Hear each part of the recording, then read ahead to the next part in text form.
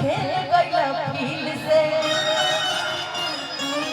संगे संगे लड़नी हो हर मुश्किल से कि दगाबाजी कैला अपन दीवानी से हो दीवानी से कि जब माफ कहीं तू का याद रखबा कि जब माफ कहीं तू का याद रखबा आपला पड़ल रहे कोनो अहिराई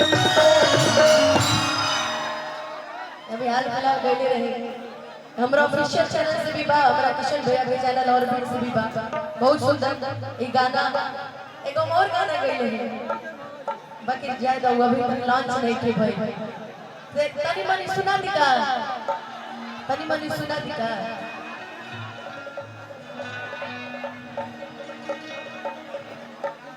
कि हम केहू पे अपना मरा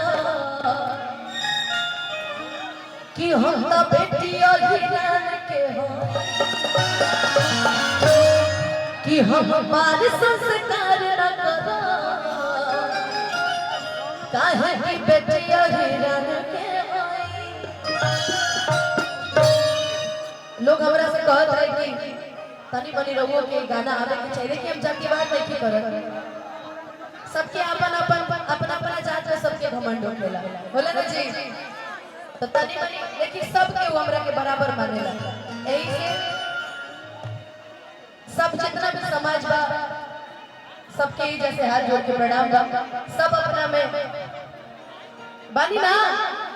लेकिन आई ये गाना से शुरुआत करत हनी कि प्यार कहीं दिल से तो खेल गइला फील से संगे संगे लड़नी हो हर मुश्किल दगाबाजी कैला अपन दीवानी से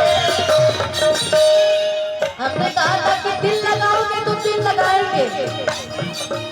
दिल लगाओगे तो दिल लगाएंगे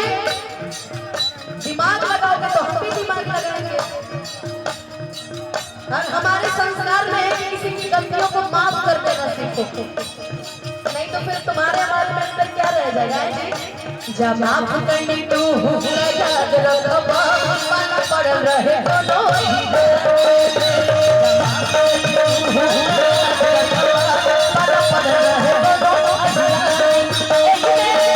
हमार भाई हमार दोस्त हमार मित्र के गाना रहे बघवा पीरा दरी कहा चला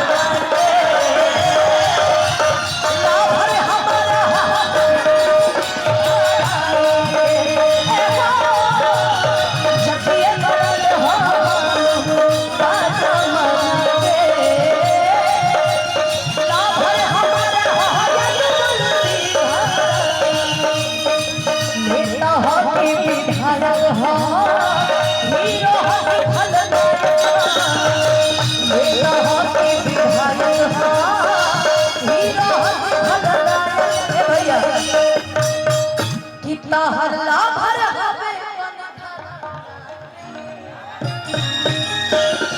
कौन घराना जी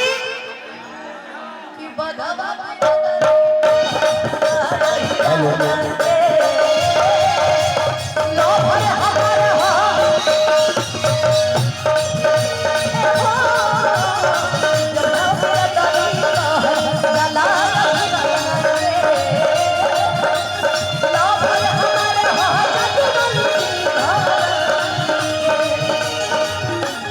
माफ कहीं तू गया पाला पड़ रहे कोनो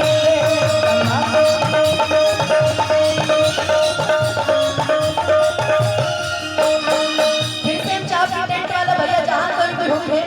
कम से कम अपन कुर्सी हटा ले भाई ना तो ओकर जिम्मेदारी हमनी के नहीं थी लाइन रहे तनी रुकी भैया तनी रुकी